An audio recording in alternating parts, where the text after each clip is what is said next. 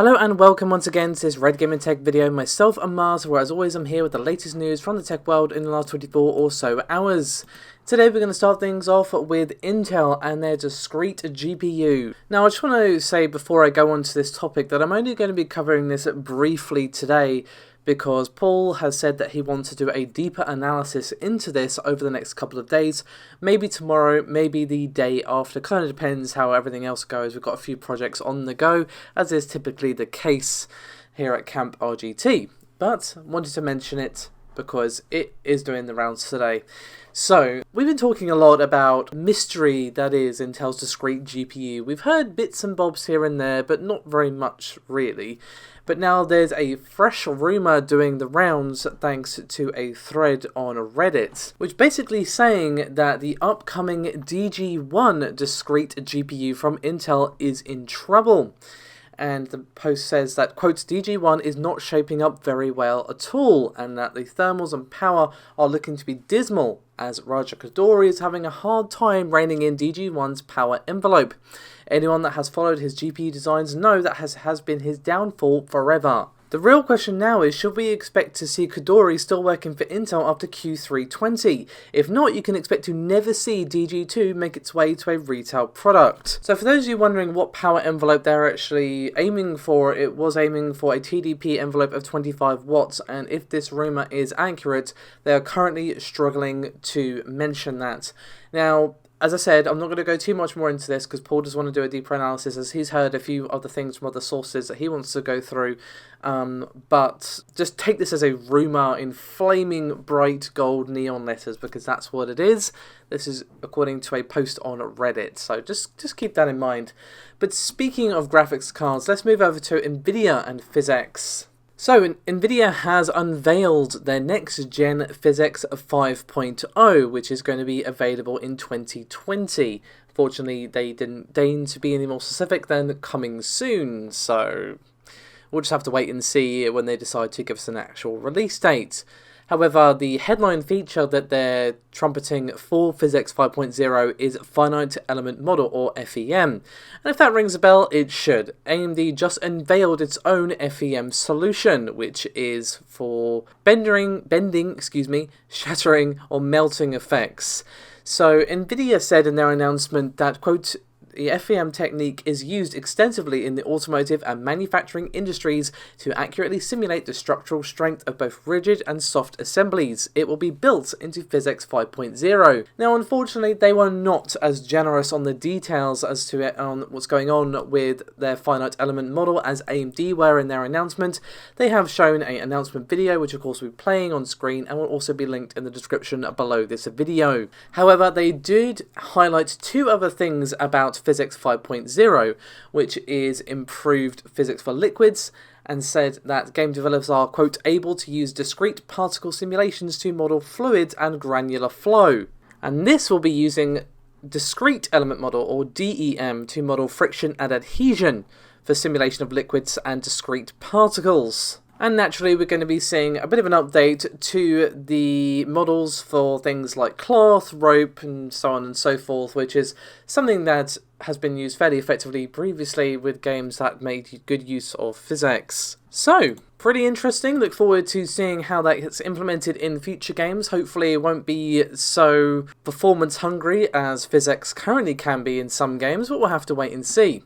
Let's move on, however, to something interesting with the RX 5600 and 5600 XT. So, you may remember that these cards have been doing the rounds in Rumourville for quite some time. There was a report back at the start of this month from videocards.com which basically said that two different AIBs had told them that they were working on an RX 5600 series card. And obviously we've been hearing sort of bits and bobs about these cards ever since then.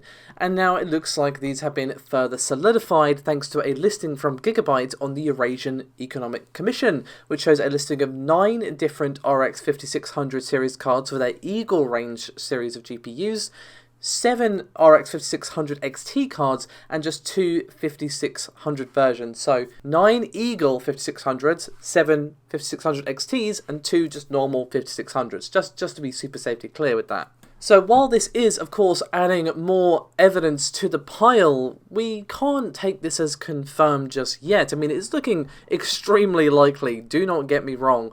But until we get an official announcement from AMD, we should still be counting this as a rumour for now. But I will not be shocked at all to see this announced at CES in January.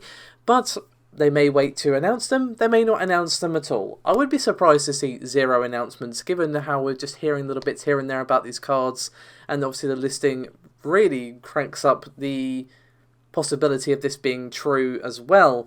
But until it comes from the mouth of AMD, we should just count it as unconfirmed, even though it's looking pretty likely. So we have another AMD thing to move on to next, which is regarding the 5500 XT. So this report that we have now is rather interesting, as Fudzilla.com are basically claiming that AMD may have turned to Samsung to produce the chip that is powering the RX 5500 XT.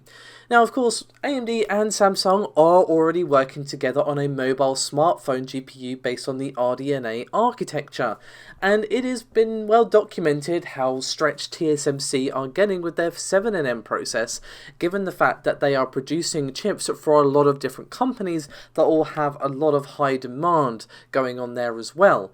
And they will probably be very aware that relying too heavily on one company can backfire. But I don't know, I'm skeptical about this, guys. I mean, it's technically possible, but I am skeptical about this being true. But just throwing it in this video because it is worth mentioning that this report is doing the rounds despite my personal skepticism. But let's move on to Xbox Series X. Now, we're all abuzz about this new console given the surprise reveal at the Game Awards just recently, and the Xbox Partner Director of Program Management Jason Ronald spoke to GameSpot recently, and of course you can find their article linked in the description below this video. But he basically said that Microsoft has a lofty aim to virtually eliminate loading times on the next generation console. He said, quote, "It's really about giving the developers the tools and the capabilities to use the hardware in the most efficient way possible. A good example of that is on the SSD side. We've basically reached the limit of what's possible with the traditional rotational drive. We're basically at the upper bounds of the raw performance we can get there. So we've invested in NVMe SSDs, and we're also giving developers a lot of capabilities on top of that to try and virtually eliminate load times. You know, whether that's a level-based game and I'm going from level 1 to level 2, or if you think about a massive open-world game and actually want to fast travel or teleport from one end of the world to the other, I shouldn't have to have this loading experience that takes me out of the immersion. That's possible with some of the investments we've made on the I/O side." Now, obviously, Microsoft are not the only one looking to this goal. Sony have also said that they've got this in mind for the next generation console, and it's definitely a possibility. I mean, we have seen games that are pretty seamless when it comes to their loading. There might be some loading here and there when it comes to like wandering around the world, that sort of thing. They are seamless. There's no long loading screens and that sort of stuff. So it's not outside the realms of the possibility for this to be the case across more games, or maybe even all games that, you know, the developer wants to support that kind of tech. You know, maybe they want loading screens for their own personal reasons. You don't know what sort of vision they might have for their game, or limitations of their budget or whatever. Regardless of all that though, it being supported much more heavily by the console itself, having the power capability to have it seamless and not have to rely on loading screens so much, that possibility is really, really interesting to me. Of course, we'll have to wait and see how true this ends up being, but the existence of the SSD on the system is definitely a huge game changer and make this a much more real possibility. So we're going to finish things up with a little more fuel to the hype train for Dino Crisis. So cast your minds back a little while. You may recall that it was the Resident Evil Ambassador program that gave us the hints for Project Resistance, and of course Resident Evil 3 Remake was doing the rounds as well before we knew that Project Resistance was a thing, thanks to those Resident Evil Ambassador program emails. And you may recall that recently there was a trademark that kind of got the flames of hope rising for a Dino Crisis remake, and there was a post on r/games by Demo-chan, and you can also find the link in the description below this video, and they posted an email that they received, and it said, quote, Hello Resident Evil ambassadors, it's Shiyoshi Otani, the producer in charge of the Resident Evil Ambassador Program. Although Resident Evil 2 didn't win an award at last week's Game Awards, I'm very happy that Sekiro: Shadows Die Twice won both the Best Action/Adventure Game and Game of the Year awards. We hope to win an award with Resident Evil 3 next year.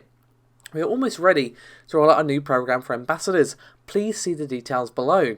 We're introducing a new ranking system to the ambassador program, goes on that for a while, and then says, quote, also, as limited offers to ambassadors, we have invitations to a playtest session of our unannounced title and priority seats on our game show booth. So there's more to the email than I've just said, but the key sentence is a playtest session of our unannounced title. It could be anything. As I pointed out in my video where I discussed Dino Crisis and the other properties that Capcom have that they could revive, it could be a lot of things, but I think Dino Crisis would be sensible. Given that we just had the trademark reveal, Capcom have basically been printing money with Resident Evil 2 and probably going to do the same with Resident Evil 3, assuming it's still good, or is good, sorry, should I say. Technically it'd be Resident Evil 8, but I don't see them doing Resident Evil 3 remake and Resident Evil 8 in the same year. I don't think so, and I think it might be a bit early to start playtesting Resident Evil 8 if it's not going to come out until 2021.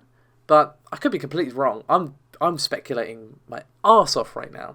This is not based on any inside information. I wish. I mean, I just hope that it's Dino Crisis. I'm sure you guys too, but let me know your thoughts in the comments below. As always, your thoughts highly appreciated. Now, obviously, before anyone points it out, I know Resident Evil 8 is obviously going to be in development by now. Games like that, they take a long time to make, so I have no doubt that it's being developed. So I suppose you could argue, look, it's a early build or mid build or whatever. The game might not be out till 2021, but they want people's earliest opinion on it, etc., etc., etc. Yes, that could be true, and it could also be Dino Crisis. I'm happy with either, to be honest, because Resident Evil 7 was amazing, and I want them to make more games like that. But we'll have to see. Anyway, that's me done for this video. Thank you so much for watching, as always. Your support is very much appreciated, and I'll see you next time. Bye-bye.